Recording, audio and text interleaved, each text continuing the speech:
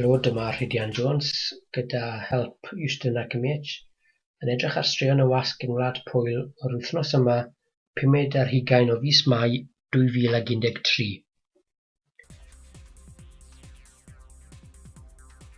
Mae un o ffigurau mwyaf dadleuol hanes diweddar Gwlad Pwyl, y Cadfridog Wojciech Jaruzelski, yn yr ysbyty gyda niwmonia medd papur y Rzeczpospolita, sef y Weriniaeth.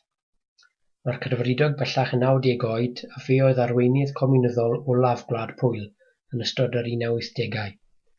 Yn ôl Rzeczpospolita, mae iechyd wael y Cadfridog yn golygu na all gymryd rhan mewn proses gyfreithiol yn ei erbyn.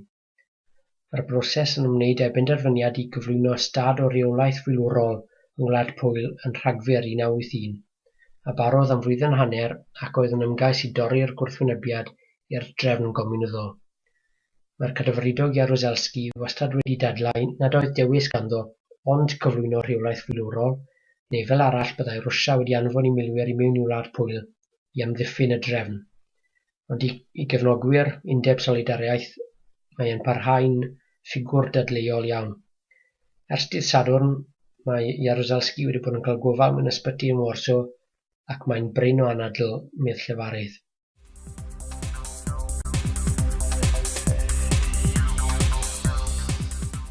Mae erthygl arall yn Rzeczpospolita, dyna teitl Chwiliwch am y dyn yn y Caneri, yn rhoi sylw i broffesiwn am oblogaidd yng Ngwlad Pwyl, sef archwilwyr tocynnau y bysys cyhoeddus, neu'r Caneris fel maen nhw'n cael ei galw diolch i'w cotiau melyn llachar.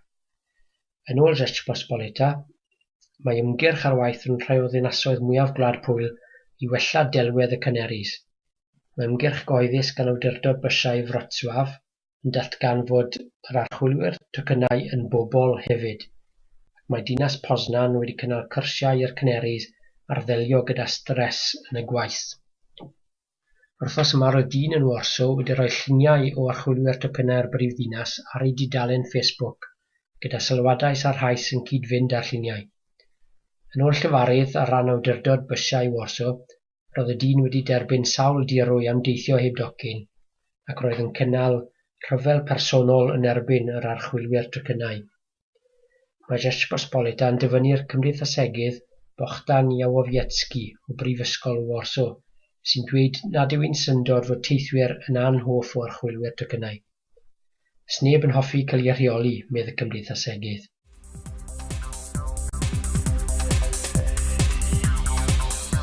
Un o draddodiadau tymhorol y Pwyliaid yw Hela Madarch, ac mae'n gyffredin yn yr Hydref i weld teuluoedd cyfan yn ei hel nhw yn y coed. Ond mae stori sydd wedi ymddangos wythnos yma yn awgrymu bod gofyn bod yn ofalus iawn. Cafodd merch 4 oed i gwenwyno'n ddifrifol tra'n Hela Madarch gyda'i theulu, ar ôl iddyn nhw gamgymryd y fadarchen wenwynig, y death cap, am fadarchen y mae'n bosib i bwyta. Bydd rhaid chwilio am afu newydd i'r ferch fach, ac mae Gazeta Wyborcza yn adrodd fod dros 100 o bobl wedi cysylltu ar ysbyty yn Warsaw mwyn rhoi rhan o'i hafu iddi. Ddoe cafodd y ferch lawdriniaeth 9 awr o hyd mwyn trawsblannu afu o berson sydd wedi marw, ac mae'r ysbyty'n obeithiol y bydd ei chorff yn derbyn yr afu newydd.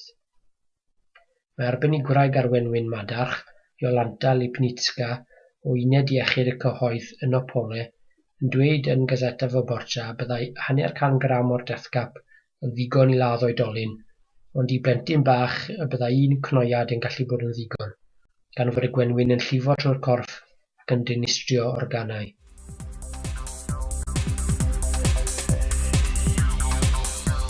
Gwlad sydd mor bybur i pobyddiaeth, mae straeon am yr Eglwys Gatholig yn gyffredin iawn yng Ngwlad Pwyl.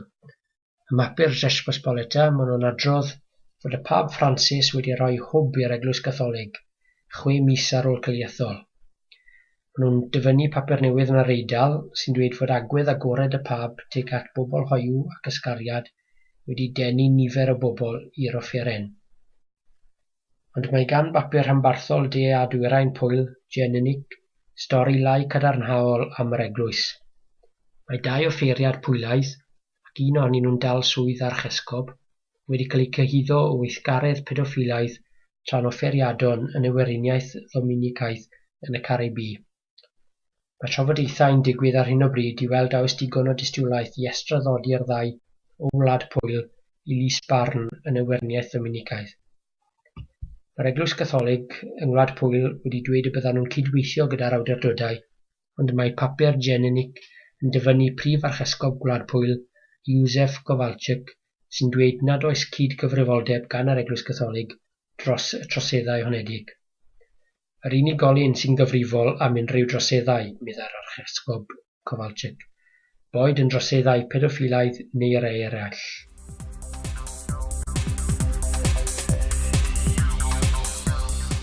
Fawensa, arlywydd cyntaf Gwlad Pwyl ar ôl 5 comunyddiaeth, wedi bod yn cael tipyn o sylw yr wythnos yma, gan fod ffilm am ei fwyd wedi cael ei ryddhau a'i henwebu gan Wlad Pwyl am Oscar yng ngategori'r iaith dramor. Mae Gazeta Wyborcza, papur a gafodd ei sefydlu gan Undeb Solidariaeth, yn adrodd fod y gynulleidfa ar ei traed yn dilyn premier pwylaidd y ffilm yn Gdansk nos Wener. Yn ôl llywydd dinas Gdansk, Paweł Adamowicz, mae Solidariaeth yn rhan o'n hetifeddiaeth ni ac wedi cyfrannu at Ewrop Unedig. Byddai Oscar i'r ffilm yma'n dod â boddhad mawr i ni, meddai. Cafodd y ffilm ei chyfarwyddo gan y cyfarwyddwr profiadol Andrzej Wajda, ond nid oedd pawb wedi plesio. Mae'r ffilm wedi gor-symleiddio 5 comunyddiaeth, meddai'r nofelydd Stefan Chwim. Nid dyma ffilm orau Andrzej Wajda. Roedd hi'n brin o'r unweddau ffilmiau Wajda, sef Eiron i Chwerw a Threiddgar. Ychwanegodd Chwim, roedd Robert Wiałkiewicz wedi llwyddo i ddynwared llais Fawensa, ond i'w actio fe ddim cystal. Mewn cyfweliad gyda Gazeta Wyborcza ar drothi ben blwydd yn 70, dywedodd Lech Fawensa nad yw cyrraedd oed yr addewid yn peri gofid iddo. Rwy wedi gwneud popeth y gallai yn y byd yma, nawr hoffwn i weld y dimensiwn arall ar ochr draw, meddai. Rwy'n barod am farwolaeth, mae fy nghes i wedi bacio, wna i ddim prysuro fy niwedd, ond rwy'n meddwl amdano. Ychwanegodd Fawensa, yn ôl fy ffydd i mae amryw o lefydd ar ochr draw, a dwi'n pendroni beth gaf i. Neu, fel dywed Fawensa yn y dywediad Pwyleg, dwi'n pendroni pa fath o fflat gaf i. Os na fyddai'n ei hoffi, a gaf i ei drwco am fflat arall. Ni am straeon Gwlad Pwyl. Diolch yn fawr i chi. Dziękuję i do widzenia.